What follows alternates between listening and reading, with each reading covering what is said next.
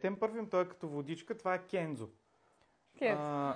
Люпар. Люпар ли е? Шопар? Не знам какво е. Пор Оме. Да.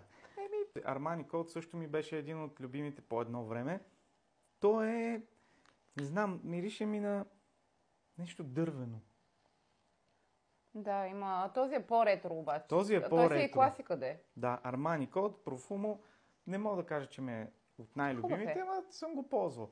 Ето това, тук и умручето на Дизел, не му знам точното наименование, но мисля, че е туалетна вода. Да, туалетна вода е.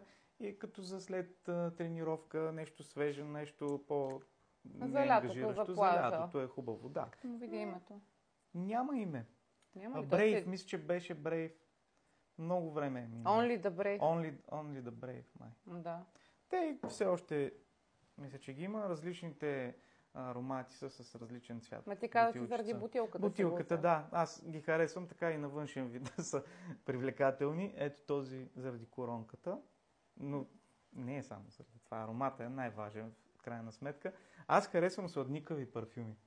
Не съм фен на тези мъжкарските, да миришат на тежко, на нещо, което мисля, че не ми отива. Ма Също ти тук така. нямаш много сладникави парфюми. По-скоро са ти такива мъжки, но умерени. Не на бръснарница. Ами дайте ми в коментарите долу предложения за мъжки аромат сладникав. Добре. Защото на Стефи парфюмите сега няма как да ги носят. Тях обаче... По принцип, между другото, в групите за парфюми доста господа носят дамски парфюми или си правят, смесват си мъжки парфюм с дамски парфюм. То вече много са се променили. Трябва да пробваш унисексовете. Що е вкъщи да душиш? Този виж не е ли сладникав? На мен Цитрусов този ми е. мирише на някакви цитруси. Да, морски цитрусов е. нотки. Летен парфюм. Летен парфюм, той е като водичка, това е Кензо. Кензо. Люпар. Люпар ли е? Шопар? Не знам какво е. Пор Оме. Да. Кензо. Това така добре. съм му казвам аз на него. Това, което ми харесва на скандала, сега пак на него ще се върна, този сега ми е любимия, че има рефил. Продават, мисля, че 200 мл рефил, може и повече да е.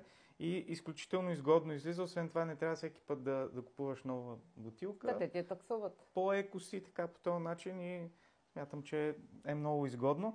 Елексир е новия на Жан-Пол Готие, който много ми харесва, обаче никъде го няма. И затова не съм го... Напишете в коментари, ако знаете къде го има или ако някой си продава неговия. Аз ще ти кажа си взел употребяван. Защо? Не знам.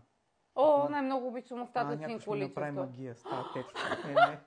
Или викаш, то от спирта не държи, не хваща. Няма. Не, това в кръга на шегата. Този е доста силен и си говорихме с теб, че е много интересен. Франгипани на Лъж парфюме. Екстракт някакъв, който малко да си пръснеш. Това мисля, че е един от най-издръжливите парфюми и често си го смесвам лятото с дърти. Този боди спрей, който е с мента и това. Малко си пръсвам от това и с това се поливам. Защото то не е толкова и доста са силни, като за боди спреове Лъж. Ние доста сме показвали, имаме. Да, едни от любимите са ми тези боди спреове. Дъртито на първо място и тези двете Биг и Roller. Имаше един Soul White, който Стефи ми го открадна. На ябълка мирише от зелена. Мирише на зелена ябълка.